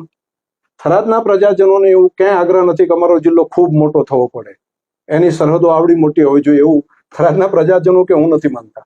અમે તો માનીએ છીએ કે નાનું કુટુંબ સુખી કુટુંબ. જેટલું નાનું હશે એટલો વિકાસ વધારે થશે. જેટલું એરિયા જેમ મોટો જિલ્લો હતો એનાથી નાનો થયો, એમાં સૌથી વધારે પ્રગતિ થઈ. હજુ પણ ભવિષ્યની અંદર બીજો જિલ્લો બનશે તો પણ એની અંદરથી એની પ્રગતિ થશે, એનો આગળ વધશે. તો મારું મન બિલકુલ ખુલ્લું છે. સાહેબ, આજે એક બીજી ખાસ વાત કરવી છે કે કેટલી પંચાયતો હાલમાં વહીવટદારો ચલાવી રહ્યા છે, લોકો ખૂબ તકલીફમાં છે. તો આપ વિધાનસભાના અધ્યક્ષ તરીકે આપને પૂછું છું સાહેબ, ક્યારે આવશે સરપંચની ચૂંટણીઓ અંદાજિત, કેવા સમય? એ મારું કામ નથી, એ ચૂંટણી પંચ અને રાજ્ય સરકારનું કામ છે. એટલે આ પ્રશ્ન મને લાગે છે કે તમારે સરકારને અથવા તો ચૂંટણી પંચને પૂછવું જોઈએ. બિલકુલ સાહેબ, છેલ્લી એક વાત છે કે જે પ્રમાણે આપણે દિયોદર માટે પ્રથમ કામ કર્યું ડેરી લાવવાનું, એ ટાઈમે સાહેબ મનમાં વિચાર કર્યો હતો કે અહીંયા ઓગળ જિલ્લો બનાવું કે બનશે, એવો વિચાર કરીને પછી આ ડેવલપિંગ થયું? નહીં, મને કેટલાક લોકો વાત કરતા ત્યારે પણ કેટલાક મિત્રો હતા, એ કહેતા કે સાહેબ આ ડેરી આવી છે તો હવે અહીં જિલ્લો બની જશે. એટલે હું ત્યારે પણ એ જ વાત કરતો કે ભાઈ એ કામ છે સરકારનો વિષય છે અને એ મારું કામ નથી. આજે પણ કહું છું કે જિલ્લાનો નિર્ણય કરવાનું કામ રાજ્ય સરકારનું છે, મુખ્યમંત્રીશ્રીનું છે, અને એમણે જ નિર્ણય કરવાનો હોય અને એ નિર્ણય જે કરે એ બધાને માન્ય હોય. જિલ્લાનું વિભાજન થતું હોય છે તો ક્યાંક ને ક્યાંક સ્થાનિક લોકોને સાંભળીને કંઈક સાંભળવા પડતા હોય છે, તો એવા આક્ષેપો થઈ રહ્યા છે, કોઈને સાંભળ્યા વગર નિર્ણય લઈ લીધો છે. એ તો હું એ કહું છું કે મને જો કીધું હોત તો મને સાંભળ્યો હોત, મને પૂછ્યું હોત તો હું પણ એમ વાત કરું હોત કે ભાઈ આ તાલુકાને અહીં રાખવા. એ તો હું પણ વાત કરું છું. તો એ વાત તો સ્વાભાવિક હોય, પણ અત્યારે તો બધાને સરકાર સાંભળી રહી છે. અત્યારે તો દરેક નાગરિકોને સાંભળે છે. એમ કે છે કે તમારે જેની જ્યાં રજૂઆત હોય તમને આપો. આવડું મોટું તો મને લાગે છે કે સાંભળવાનું ક્યારેય નહીં થયું હોય. તમામ પ્રજાજનોને સાંભળવાનું ચાલુ સરકારે કર્યું છે. તો ખરેખર તો અભિનંદન આપવા પડે માન્ય મુખ્યમંત્રીશ્રીને કે તમે બધાને સાંભળીને આ નિર્ણય કરો છો. પરંતુ સાંભળ્યો છે, મેં રજૂઆત કરી છે, એટલે મારી ઈચ્છા પ્રમાણે જ થાય અને મારી ઈચ્છા પ્રમાણે ના થાય એટલે ખોટું. એ માનસિકતા જો મારી હોય તો ખોટી છે. દરેકને સાંભળે પણ બે મત થાય તો શું એમાંથી એક જ નિર્ણય કોઈ કરશે? એક તાલુકો હશે, એની અંદરથી પ્રજા એવું કહેશે કે ભાઈ અડધા કહેશે કે મને આમાં મૂકો, અડધા કહેશે કે મને આમાં મૂકો. તો સરકારે અડધા તો નહીં કરી નાખે બધે. નિર્ણય તો એક કરવો જ પડશે કોઈનો કોઈ. તો એના માપદંડે કલેક્ટરની કક્ષાએથી, મુખ્ય સચિવ કક્ષાએથી, પ્રભારી મંત્રી કક્ષાએથી કે માન્ય મુખ્યમંત્રીશ્રી કક્ષાએથી આપણે રજૂઆત ત્યાં આગળ કરીએ, પણ નિર્ણય કરવાનું છે તો એ લોકો કરશે નિર્ણય. એમનો અધિકાર છે, એ અધિકાર મારો નથી. મારો અધિકાર હું ત્યાં આગળ મારી વાત હોય તો હું મૂકી શકું, પરંતુ નિર્ણય કરવાનો સરકાર ઉપર છોડવું જોઈએ. અને સરકાર મને લાગે છે કે નિર્ણય આટલા માયાળુ મુખ્યમંત્રીશ્રી, તટસ્થતાથી કામ કરવાવાળા, દરેક માટે ઇઝી અવેલેબલ એવા મુખ્યમંત્રીશ્રી ભાગ્યે જ મળતા હોય અને મળ્યા છે. એમની પાસે કોઈ પણ જે વ્યક્તિ જઈને પોતાની રજૂઆત કરી શકે છે, દરેકની વાત સાંભળે છે, તો વાત કરી શકે. પરંતુ એ સાંભળવા માટે એમની પાસે જવું પડે. ઘણા વિડીયો બનાવીને ત્યાંથી મૂકે છે, ભૂપેન્દ્રભાઈ બેઠા બેઠા સાંભળતા હોય ને એમનું એ રીતે, તો ત્યાં બધાના વિડીયો ના સાંભળે છે. એના માટે ત્યાં જઈને રજૂઆત કરવી જોઈએ. એ રજૂઆત, એ વિડીયો મૂકે છે પબ્લિકને સંભળાવવા માટે. એમનો એજન્ડા માત્ર રાજકીય છે, અને રાજકીય એજન્ડાના કારણે કરીને જે વિડીયો બનાવીને મૂકતા હોય ત્યાં, તો એના કારણે પ્રજાનું ભલું નથી ઈચ્છતા. એમને તો ત્યાં પ્રજાની અંદર જઈને પોતે લીડર થવું છે, એના માટેની મથામણ છે. ખરેખર રજૂઆત કરવી હોય તો ત્યાં આગળ પ્રભારી મંત્રી પાસે કરે, ત્યાં આગળ જઈને કલેક્ટરશ્રી પાસે કરે, ત્યાંથી જઈને માન્ય મુખ્યમંત્રીશ્રી પાસે કરે. તો એ કામ ના કરવું હોય અને નીચે જઈને પ્રસિદ્ધિ મેળવવાનું કામ જે લોકો કરતા હોય, તો એ પ્રજાના હિતે શું નથી, પ્રજાના વિરોધી છે. શંકરભાઈ, આગામી સમયમાં જિલ્લાના વિભાજન બાદ ખેડૂતો માટે શું કરવા ઈચ્છી રહ્યા છે? ઘણું બધું કરી રહ્યા છે ખેડૂતો. પહેલા તો મારે સાહેબ ખાસ કહેવું છે આપને કે આપ જે પ્રકારે કામ કરો છો, આપની અગ્રિમ હરોળની વાત એ છે કે ખેડૂતો પ્રાકૃતિક ખેતી કરે. જે રીતે અત્યારે જે રાસાયણિક દવાઓથી જે બીમારીઓ આવી રહી છે, ભવિષ્યમાં એને અંકુશમાં લાવવા માટે આપનું માર્ગદર્શન ખૂબ સૂચક અને જરૂરી છે સાહેબ. જો ભાઈ રાજભાઈ, બધા કામો એટલા જ અગત્યના છે, પરંતુ એક માણસની લિમિટ કેટલી હોય, બધાએ ભેગા મળીને કરવું જોઈએ. હું કરી રહ્યો છું, મેં અત્યારે લેબ ચાલુ કરવાનું કામ કર્યું છે કે સોઇલ ટેસ્ટ માટેની લેબની વ્યવસ્થા કરવડાય છે. અત્યારે હજારો ખેડૂતો એવા છે કે જે પ્રકૃતિ ખેતીની અંદર લાગી ગયા છે, પરંતુ એને ટેકો આપવા વાળા પણ ઘણા બધા જોઈએ ને. ઘણા બધા નેતા હોય, ઘણા બધા સામાજિક આગેવાનો હોય, બધાએ આ કામની અંદર લાગવું પડે તો જ થઈ શકે. દાખલા તરીકે મેં હમણાં થોડા દિવસ પહેલા પણ વાત કરી હતી કે ટીકા કરવા વાળા લોકો તો બહુ છે, પણ પ્રજાનું ભલું કરવા વાળા લોકો ક્યાં છે એ શોધવા પડે ને. દાખલા તરીકે એક ગલબાભાઈએ એક ડેરીની સ્થાપના કરી, કેવડું મોટું વર્ચસ્વ બન્યું. આજે સામાન્ય ગરીબમાં ગરીબ કોઈ પણ જ્ઞાતિ સમાજનો વ્યક્તિ પણ 2 ગાય કે ભેંસ રાખીને 20-25 હજાર રૂપિયા એ મહિને કમાઈ શકે છે. એના માટે એને બહાર મજૂરી કરવા માટે નથી જવું, પોતાના ઘર આંગણે વ્યવસ્થા થઈ શકે છે. આવો રોજગાર ધંધો આખા હિન્દુસ્તાનની અંદર મોડલ રૂપ કહી શકાય એવો આપણે જિલ્લામાં ઉભો છું. આવું જ કામ બટાકામાં થઈ શકે એવું છે, આવું જ કામ એરંડામાં થઈ શકે એમ છે, એવું જ કામ રાયડામાં થઈ શકે એમ છે, એવું કામ દાડમમાં થઈ શકે એવું છે. પણ કરવું તો પડે ને કોઈને. બેન્કિંગનું કામ તો મહેસાણા જિલ્લાની અંદર 4 જેટલી નવી બેંકો છે. બનાસકાંઠા જિલ્લાની અંદર માત્ર એક પાટીદાર સમાજે ત્યાં આગળ પાલનપુરની અંદર કરી બેંક, બાકી એક જ ડિસ્ટ્રિક્ટ બેંક ઉપર આધારિત છે. અરે કરો ને, બીજા બધા બેંકો ઊભી કરો ને, કોઓપરેટિવ સોસાયટી બનાવીને બીજાના કલ્યાણ માટે, બધાના ધંધા માટે વ્યવસ્થા કરો ને. આ સ્કોપ છે, કરવું નથી. તો ડેરીએ જે રીતે બટાકાની ખરીદી ચાલુ કરી, એવી જ રીતે આવનારા સમયમાં બીજા પાકોની ખરીદી કરી શકશે? નહીં, હું તો મારાથી બનતું, દાખલા તરીકે અત્યારે રાત દિવસ પૂરી ટીમ 24 કલાક આપણા જિલ્લાના ગરીબમાં ગરીબ માણસનું કલ્યાણ કઈ રીતે થાય, એનું ભલું કઈ રીતે થાય, રાત દિવસ મહેનત કરું છું. હું મારા જેટલા કલાક છે એમાં મારા માત્ર ગણતરીના કલાકો આપું છું પોતાના માટે, બાકી બધો સમય પ્રજાના કલ્યાણ માટે જ આપું છું. એ શેના કારણે કરીને ગોબરમાંથી પણ પૈસા કમાતા છાણમાંથી થાય. હવે ગાયમાંથી જીવામૃત તૈયાર કરીને ગાયના ગોબરમાંથી પૈસા મળે, એ પ્રમાણે ઝરણમાંથી પૈસા મેળવતા કઈ રીતે ખેડૂતો થાય, એના કારણે કરીને કઈ રીતે સામાન્યમાં સામાન્ય ગરીબમાં ગરીબ માણસ સુખી કઈ રીતે થાય, એ કામ હું તો કરું જ છું અને હું તો કરતો રહીશ. મારા શરીરના લોહીના છેલ્લા બૂંદ સુધી ભગવાને મને જ્યાં સુધી શક્તિ આપી છે ત્યાં સુધી હું પરોપકારનું કામ કર્યા જ કરીશ. મારું જીવન માત્ર મારા માટે નથી, મેં મારું જીવન સૌના ભલા માટે ખર્ચવાનું નક્કી કર્યું છે. અને તમામ વસુદેવ કુટુંબકમની વાત કરીએ છીએ તો વસુદેવ કુટુંબકમ એટલે આખા વિશ્વને જો પોતાનો પરિવાર માનતા હોઈએ તો જિલ્લાના તો તમામ જ્ઞાતિ સમાજ આપણા પોતાના પરિવારના જનો છે, સ્વજનો છે, અને એ દરેકનું કલ્યાણ થાય, દરેકનું ભલું થાય, એના માટે મારી જેટલી શક્તિ છે એટલું કામ તો હું કરીશ. પરંતુ એકલું મારે જ કામ કરવાનું, મારે જ ટીકા સાંભળવાની, મારે જ પેલું કરવાનું એવું ના હોય. બધાએ કરવું પડે ને, ટેકો તો બધાએ કરવો પડે ને, મહેનત તો બધાએ કરવી પડે ને. અને હું જ શું કામ એકલું કામ કરું, બીજા કેમ ના કરે? કેમ મેડિકલ કોલેજ બનાસકાંઠા જિલ્લાની અંદર ચાલુ કરવા માટે કેમ આઝાદીના 50 વર્ષ સુધી રાહ જોવી પડી? શું શંકરભાઈએ જ કરવાનું? અને કર્યા પછી ત્યારે તો એમ કે શંકરભાઈ એના માલિક થઈ જશે, શંકરભાઈ એના ચેરમેન થઈ જશે, શંકરભાઈ એના ઘરે લઈ જશે હોસ્પિટલ, શંકરભાઈ મેડિકલ કોલેજ લઈ લેશે, આવી વાતો ચાલતી હતી. આજે તો બધાને ખબર છે એનો ટ્રસ્ટી પણ નથી. અને કોરોનામાં જ્યારે જરૂર પડી ત્યારે 5,000 કરતા વધારે લોકોના પ્રાણ બચાવવાનું કામ એ મેડિકલ કોલેજના માધ્યમથી થઈ શક્યું. તો ઈશ્વરે મને શક્તિ આપી હતી તો મેં કર્યું. તો મારા પહેલા કોઈ નેતા હતા જ નહીં, મારા પછી પણ કોઈ નથી. કેમ? માત્ર રાજકારણ કરવાનું, માત્ર એકબીજાનો વિરોધ કરવાનો, પ્રજાના ભલા માટે કોઈ કામ નહીં કરવાનું. બનાસકાંઠાની અંદર એક કેમ્પસ હતું ડેરીનું. 50 વર્ષ સુધી ગલબાભાઈ જે વાવીને ગયા હતા એક કેમ્પસ હતું. તો બાદરપુરાની અંદર નવું કેમ્પસ ઊભું કરવાની વ્યવસ્થા શંકરભાઈએ કરી. નવું દિયોદરની અંદર નવું ડેરીનું કેમ્પસ, એવડી જ મોટી ડેરી બનાવવાનું શંકરભાઈએ કર્યું. ત્યાં આગળ તારે તાલુકે ગોબર ગેસના મોટા પ્લાન્ટો બનાવીને ₹1 કિલો ખેડૂતો આવક મેળવતા થાય. ગોબરમાંથી આખા દેશમાં સૌથી પહેલી શરૂઆત આપણે ત્યાં કરી રહ્યા છીએ. અને પૈસા માત્ર અહીંથી નહીં, જાપાનની કંપનીઓના પૈસા લાવીને રોકાણ કરાવીને એમાંથી આપણા ખેડૂતોને આવક કઈ રીતે મળે એના માટેની વ્યવસ્થા આપણે ઊભી કરાવી રહ્યા છીએ. એક સૈનિક સ્કૂલ બનાવવાની હતી તો પહેલી સૈનિક સ્કૂલ અહીંયા આગળ લાવીને બનાસની ધરતી ઉપર આપણે ત્યાંથી ચાલુ કરવરાઈ. હું તો કરું છું અને હું તો કરીશ જ.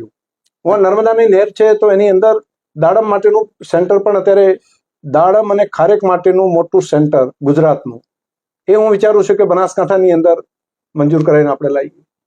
તો મેં અત્યારે પ્રપોઝલ મુકવરાઈ છે કે થરાદમાં આટલા મોટા પ્રમાણમાં દાડમ થાય છે, લાખણીમાં આટલા મોટા પ્રમાણમાં દાડમ થાય છે, દિયોદરના કેટલાક વિસ્તારમાં આટલા દાડમ થાય છે, તો એનું રિસર્ચ સેન્ટર એ આ વિસ્તારમાં કેમ ના હોય? તો એની ટિશ્યુના જો છોડ અહીંયા બની શકે તો કેવડો મોટો જ્યાં ડિસીઝ આવે છે, રોગ આવે છે, દાડમ જતા રહે છે, એની અંદર રોગ આવવાને કારણે ઉત્પાદન બંધ થઈ જાય છે. તો એના સાયન્ટિસ્ટો અહીંયા બેઠા હોય, કેટલું મોટું કામ થઈ શકે. ખારેકમાં એટલી જ પોટેન્શિયાલિટી રહેલી છે. આટલું બધું કામ છતાં લોકો કહે છે શંકરભાઈ જાતિવાદી નેતા છે. મને લાગે છે કે કહેવા વાળા લોકોનું જ પેલું જોવું જોઈએ.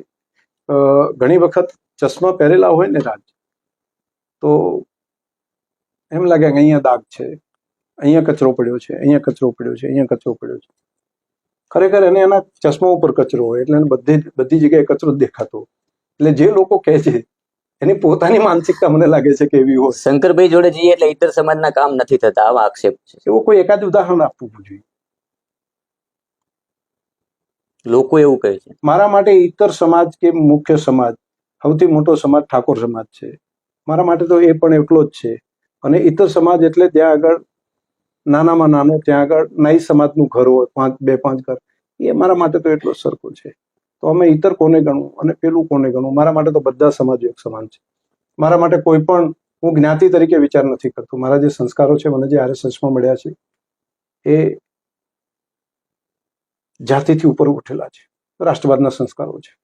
પણ જેના મનની અંદર 24 કલાક જ્ઞાતિવાદનું ઝેર પડેલું હોય એ લોકો માત્ર બધાને, મેં કીધું ને, એના ચશ્મા ઉપર ડાઘ હોય ને તો એને બધે ડાઘ જ દેખાય. ઘણી વખત નહીં પેલું એમ વાત કરે કે મને અહીંયા આડું તો મને દુખાવું છું, અહીંયા આડું તો મને દુખાવું છું, હું આમ માથા ઉપર અડું તો દુખાવું છું. દુખાય છે શેને કારણે? તો ડોક્ટર કહે કે બીજે ક્યાંય તને તકલીફ નથી, જ્યાં અડે અહીંયા દુખાય છે ને, તો જો તારા આંગળીમાં તકલીફ છે તો અહીંયા જ કંઈક પાકેલું છે, એટલે તું જ્યાં અડાડે છે ને ત્યાં બધે દુખાય છે. તો ખરેખર મનના વિચારો એવા હોય તો એ પોતે જ્ઞાતિના આધાર ઉપર વિચાર કરી શકે. મારો તો એક પણ નિર્ણય તમે જોશો તો સર્વ ભવંતુ સુખીન સર્વ સંતુ નિરામય, કાયમી દરેકનું કલ્યાણ થાય એનો જ વિચાર કર્યો છે. પરંતુ જે લોકોને કામ નથી કરવું, જેને પ્રજા કલ્યાણનું માટે મહેનત નથી કરવી અને માત્ર રાજનીતિ કરવી છે, એવા લોકો સફળ નથી થતા તો પણ જવાબદાર માને છે કે એક માણસ. જે લોકોને પ્રજાના ભલા માટેનો ટાઈમ આપવો જ નથી, માત્ર 24 કલાક રાજકારણ કરવું છે, અને સૌથી સરળ રાજકારણ જાતિવાદનું છે. એટલે જાતિને, એક જાતિને બીજી જાતિની સામે ઉશ્કેરવાની અને પોતે ચૂંટણીઓ જીતી જવાની, આ પ્રમાણનું જે કરે છે વાત, એ લોકો જાતિવાદ કરે છે. હું તો જીત્યો હોય ત્યારે કે જીત્યા પછી, હું 5 ટર્મ સુધી ધારાસભ્ય રહ્યો છું. 5 ટર્મના ધારાસભ્યના મારા ભાષણ તમે જોઈ શકો છો. જીત્યા પછીના પણ મારા ભાષણ તમે જોઈ શકો છો. મને લાગે છે કે મેં તો જે વાત કરી છે સીધી સટ ચોખ્ખે ચોખ્ખી વાત કરી છે કે તમે આવું આવું કરશો તો આવું થશે. આખરી સવાલ છે સાહેબ, જે લોકો પોતાના અધિકારની માંગણીઓ કરી રહ્યા છે, શું કહેશો? દરેકને અધિકાર છે, સરકાર પાસે રજૂઆત કરવાનો દરેકને અધિકાર છે. આભાર અમારી સાથે જોડાવા બદલ સાહેબ શ્રી આપનો, અમને સમય આપ્યો એ બદલ ખૂબ ખૂબ શુભેચ્છાઓ આપને. અને પણ નવા રાજ, મારે વાત એટલી જ કરવી પડે કે જી. બધાએ બનાસકાંઠાના બાકીના જિલ્લાઓ કરતા બનાસકાંઠા વર્ષોથી ખૂબ પાછળ રહી. શિક્ષણમાં સૌથી પાછળ જિલ્લો બનાસકાંઠા હતો. છેલ્લા 10-15 વર્ષની પ્રગતિ તમે જોશો તો બનાસકાંઠા ઠીક હરોળ સુધી પહોંચ્યો છે. આર્થિક રીતે પણ સૌથી પછાત જિલ્લાઓમાં બનાસકાંઠા જિલ્લો આવતો. ડેરીના કારણે અને કૃષિની અંદર નર્મદાનું પાણી આવવાને કારણે ખૂબ સારી ડેવલપમેન્ટ થયું છે. આ છેલ્લા 15 વર્ષમાં બહુ મોટી પ્રગતિની દિશામાં આપણે પહોંચી શક્યા છીએ. હવે બધાએ લક્ષ્ય એક રાખવું પડે કે આ વિસ્તારનું ડેવલપમેન્ટ કઈ રીતે થાય, એના યુવાનોને રોજગારી કઈ રીતે મળે, એના માટે અહીંયા ઉદ્યોગ ધંધા કઈ રીતે લાવવા, એના માટે મહેનત કરવી જોઈએ. અહીંયા ક્વોલિટી એજ્યુકેશન થાય એના માટે મહેનત કરવાની જરૂર છે. અત્યારે માત્ર વિડીયો બનાવીને એકબીજાને ઈર્ષા કરવાનો ટાઈમ નથી. દરેકનું ભલું થાય એના માટે બધા મહેનત કરે, બધા એ કામે લાગી જાય. સારી ખેતી કઈ રીતે કરીએ, પ્રાકૃતિક ખેતીની તમે વાત કરો છો ને, તો એના માટે મિશન બનાવીને એના માટે કામ લાગો ને. કરવા જેવું આ છે. ટીકા એકબીજાની કરવાની અંદર ટાઈમ કાઢશો ને ટાઈમ જતો રહેશે. અને સમય છે ને એ તો ચાલ્યા જ કરતો હોય છે. સમય નીકળી જશે. એના કારણે કોઈને નુકસાન કરી શકશો કે ફાયદો કરી શકશો એ મને ખબર નથી. કોઈ એક નેતાને નુકસાન કરી શકાશે, ફાયદો કરી શકાશે હું નથી સમજતો, પરંતુ પોતાનું તો નુકસાન ચોક્કસ કરી શકશે. એ સાહેબ ચોક્કસથી જોવા મળ્યું કે ઉત્તર ગુજરાતમાં સૌથી ધબકતું અને સૌથી વિકસિત શહેર આજની તારીખમાં થરાદ. કયા એવા પરિબળો? લાસ્ટ સવાલ છે સાહેબ. થરાદ સ્વયં થરાદના પ્રજાજનો એનો પ્રોએક્ટિવ રોલ. થરાદની દરેક જ્ઞાતિ સમાજના વ્યક્તિ એને વિકાસ જોઈએ છે, એને પ્રગતિ જોઈએ છે. અને કોઈ પણ વાતને મૂકીએ છીએ ને તો એ વાતને પોઝિટિવ ઉપાડી લે છે. દાખલા તરીકે વૃક્ષારોપણનું કામ મેં ત્યાં કહ્યું, બધા લોકોએ ઉપાડી લીધું છે.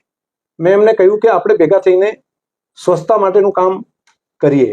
તો નગરપાલિકામાં હું અધ્યક્ષ તરીકે ત્યાં આગળ ગયો તો મારાથી પણ આગળ જઈને ત્યાંના આગેવાનો દરેક જ્ઞાતિના જઈને સાફ કરીને એ ગલીઓ સાફ કરવાનું કામ હાથે લઈ લીધું.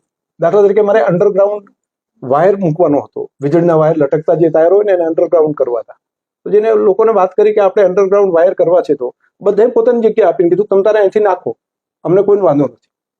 અમારું થોડું ઘણું તૂટશે તો એમને ચિંતા નથી, પણ કરો, વિકાસ થાય છે ને એના માટે કરો. પ્રોએક્ટિવ પબ્લિકનો સહયોગ. દાખલા તરીકે અત્યારે રોડની બાજુમાં જે ઝાડ વાવવાનું છે એમાં મેં પ્રજાજનોનો સહયોગ કહ્યો છે કે તમે ઇન્વોલ્વ થાઓ. બધે સામે ચાલીને કીધું છે અમે ખર્ચો આપશું, વ્યવસ્થા કરશું, પણ આપણા થરાદને આપણે સુંદર બનાવવું છે. હું ડેવલપમેન્ટનું કોઈ પણ કામ એક ડગલું આગળ વધવાનું કરું છું ત્યારે પ્રજાજનો 10 ડગલા આગળ વધે છે. ના એમ કહે છે ના અમારે આ કરવું છે, મારો ઉત્સાહ વધી જાય છે. મતલબ વિસ્તારનું ડેવલપિંગ માટે લોકસેવકની જેટલો ફાળો જનતાનો પણ હોવો જોઈએ. પ્રજાનો છે. ત્યાં આગળ અમારી માંગે પૂરી કરવા વાળા નથી લોકો. એમ કે છે કે અમારે સારું કરવું છે, અમારે સુખી થવું છે. દરેક જ્ઞાતિ સમાજનું કહું છું, એમાં કોઈ અપવાદરૂપ નથી. ત્યાં થરાદ જે છે એ કોઈ જ્ઞાતિના આધારે નથી વિચારતું. ત્યાં બધા ભેગા મળીને દરેક સાથે મળીને, અત્યારે આ જિલ્લાનો વિષય છે, તમે કોઈને પણ જાઓ, કોઈ પણ જ્ઞાતિના કોઈ પણ વ્યક્તિને જઈને પૂછો, કોઈ પક્ષથી કોઈ ઉપર ઉઠીને તમે જાઓ ને, એક દિવસ ટાઈમ કાઢો ને, થરાદ જઈને પૂછો ને, કોઈ પણ વ્યક્તિને પૂછો, કોઈ પાર્ટી વાળાને પૂછો, કોઈ જ્ઞાતિની વાતો જે કરવા વાળા લોકો છે ને એને જઈને પૂછો, થરાદમાંથી બધા શીખે. અને થરાદ બધા લોકો ભેગા મળીને ડેવલપમેન્ટ, વિકાસ આ મુદ્દો લીધો છે એટલે એનો વિકાસ થવાનો જ છે. તો બાકી ટાઈમ આપવાની જગ્યાએ મને લાગે છે કે ફોકસ પોતે બીજાના ભલા માટેનો વિચાર કરીએ તો થઈ શકે. એટલે જ કદાચ શંકરભાઈ ચૌધરીએ સપનું જોયું છે કે ભારતનો શ્રેષ્ઠ જિલ્લો બનાવવા તરફ જવું છે. બિલકુલ. માત્ર મારું સપનું છે એવું નહીં, અમારા વિસ્તારના પ્રજાજનોનું, થરાદના પ્રજાજનોનું સપનું છે કે માત્ર ગણતરીના 10 વર્ષની અંદર દેશના અગ્રહરોળનો જિલ્લો એ આ થરાદ જિલ્લો બનશે. આભાર સાહેબ અમારી સાથે જોડાવા બદલ. Thank you. ટાઈમ આપવા બદલ. ઓકે.